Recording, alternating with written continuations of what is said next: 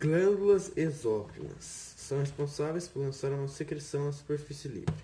Apresentam ductos onde a secreção passa até atingir o local onde será eliminada. As glândulas exócrinas são divididas em duas partes: porção secretória e os ductos glandulares. As glândulas exócrinas podem ser classificadas segundo sua porção secretora e a forma de secreção. Então vamos lá. Segundo a porção secretora, as glândulas podem ser tubulares, aquelas que apresentam porção secretora em formato de tubo, ou glândulas exócrinas acinosas, que possuem uma porção secretora mais arredondada. E também pode ter a túbulo-acinosa, que apresenta características de ambas. Então, essas são as glândulas exócrinas classificadas pela porção secretora. E agora as que podem ser classificadas pela forma de secreção são glândulas mesócrinas, aquelas que liberam a secreção sem que haja a perda de citoplasma. Glândula apécrinas elimina também parte dos citoplasmas quando ela secreta. E glândulas holócrinas, que elimina toda a célula com a secreção. Como exemplo dessas glândulas exócrinas temos as glândulas mamárias, as glândulas sudoríparas. Agora falando das glândulas endócrinas, elas são responsáveis por eliminar a secreção diretamente na corrente sanguínea. Ela não apresenta ducto glandular. O produto dessas glândulas é eliminado de hormônio. Podemos classificar essas glândulas em cordonal, que são aquelas que suas células estão organizadas em fileiras que se bifurcam e fundem aleatoriamente, e podemos classificá-las em vesicular, cujas células formam vesículas preenchidas por secreção. Exemplo dessas glândulas são a tireoide, a hipófise e o adrenal. O tecido muscular é dividido em três partes: tecido muscular liso, tecido muscular estriado esquelético e estriado cardíaco. O liso, ele tem esse nome porque ele não possui estrias. E o seu movimento é involuntário. Ele está presente na parede dos órgãos ocos, como por exemplo o estômago, o intestino delgado e as artérias. Aqui mostra que ele não tem nenhuma estria. Aqui mostra onde ele está presente, como por exemplo o estômago. E aqui mostra que ele forma um emaranhado de células e assim forma esse tecido. Ele é o responsável, por exemplo, pelas contrações peristálticas.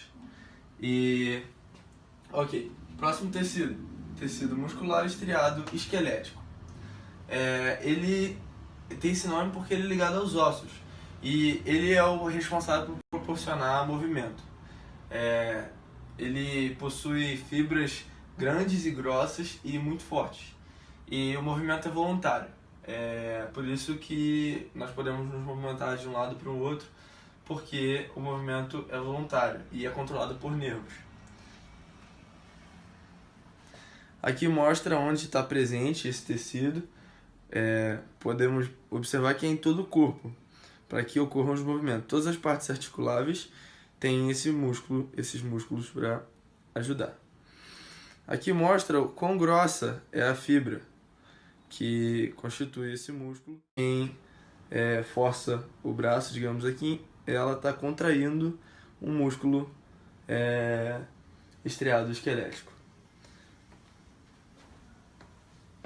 E por último, existe o tecido muscular estriado cardíaco. Como o próprio nome já diz, ele se localiza no coração. E ele é o responsável pelos batimentos cardíacos, o miocárdio. E seu movimento é involuntário e é controlado pelo marcapasso natural. E isso aí. Tá aqui o coração, onde aqui está o músculo.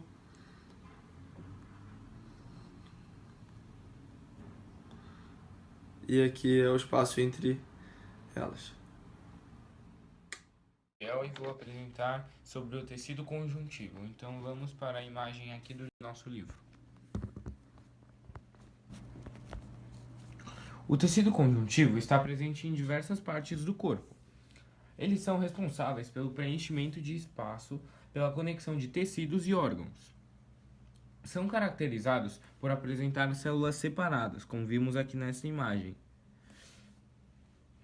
Pela matriz extracelular. A matriz extracelular é uma matéria que elas mesmas excretam, ou seja, é um material que é composta por amorfa. Essa amorfa é basicamente glicanos e proteoglicanos, na qual está imersa em fibras do conjuntivo. As fibras do conjuntivo podem ser elásticas, reticulares ou colágenas. A composição relativa do tecido conjuntivo ela é diferente de acordo com a sua localidade, ou seja, no sangue ela é líquida, no osso ela é sólida e no tecido conjuntivo frouxo ela é flexível e elástica. Agora irei falar do tecido conjuntivo frouxo. O tecido conjuntivo frouxo ele tem a maior ocorrência no corpo humano, podendo ser observado no preenchimento de espaços, na sustentação e nutrição do tecido epitelial. Ele envolve nervos e músculos. As células do tecido conjuntivo são denominadas fibroblastos e macrófagos. Apresentam importante função na defesa do organismo e na cicatrização. Os fibroblastos sintetizam as fibras do material da substância fundamental amorfa, enquanto os macrófagos são células de defesa, que fagocitam e expulsam as bactérias que a atacam. A matriz extracelular é composta por substância fundamental amorfa viscosa que hidrata, enquanto as fibras proteicas são frouxas e podem ser caracterizadas como elásticas e colágenas. Tecido conjuntivo reticular. Esse tecido é basicamente composto por fibras e células reticulares. Esse tecido ele apoia nos órgãos produtores de células sanguíneas, como a medula óssea vermelha e os órgãos linfáticos, como amígdalas, baço e o linfonodo.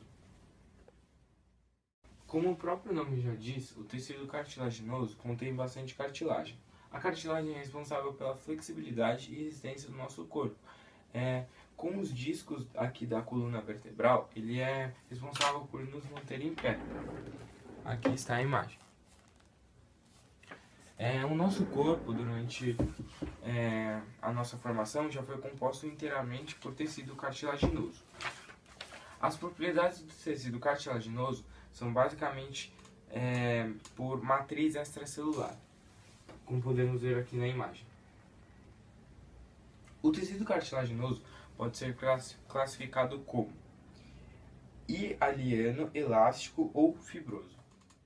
O tecido epitelial terá células de revestimento e células glandulares. As células de revestimento são as células que irão revestir toda a superfície externa do corpo e as cavidades internas. E as células glandulares que vão possuir células que vão sintetizar, armazenar e excretar substâncias como proteínas e lipídios. As principais características são ter células justapostas, ou seja, uma célula juntinha na outra, e essas células terão uma pequena quantidade de substância extracelular entre elas. A disposição de células será da seguinte maneira. Tem células simples, que são células que terão uma camada que vai estar encostada na membrana basal. Pseudoestratificadas, que são células que vão ter os núcleos diversificados. Então dará a impressão de que são duas camadas. Só que na realidade só existe uma camada que está encostada na membrana basal. E também possui a disposição estratificada, que quando existe duas camadas, sendo que uma está encostada na membrana basal e a outra está sobreposta. As formas das células são pavimentosas, cúbicas ou prismáticas. As células epiteliais simples pavimentosas estarão presentes em cavidades pericárdicas, pleura e peitoral. E as de epitélio simples e cúbica estarão presentes em ovários, ductos glandulares, folículos e folículos tiroidianos. As células epiteliais simples colunares, são as células aqui, ó, que tem a diferenciação de ser um pouco mais altas, elas estarão presentes em revestimentos intestinais e na vesícula biliar. Já as células pseudoestratificadas serão classificadas e estarão presentes internamente na traqueia e em broncos, em broncos e cavidades nasais. Aqui tem um exemplo dos cílios dentro da traqueia. E também as células epiteliais estratificadas, que elas podem ser pavimentosas, quando elas forem secas, ou seja, sem queratina. Desculpa, com queratina. E as células pavimentosas que não vão ter queratina, que vão ser as mucosas, ou seja, elas vão ser um pouco mais úmidas. E também na boca, esôfago, vagina e canal anal. Tem as cúbicas, que são glândulas sudoríparas. As de transição, que tem as características de serem todas as células que estarão sobre o sistema renal. E também a prismática ou colunar. Aqui está um exemplo da célula estratificada pavimentosa. E aqui da de transição. Uma característica também da de transição é que você não consegue identificar as camadas de células entre elas, como podemos ver aqui nessa imagem.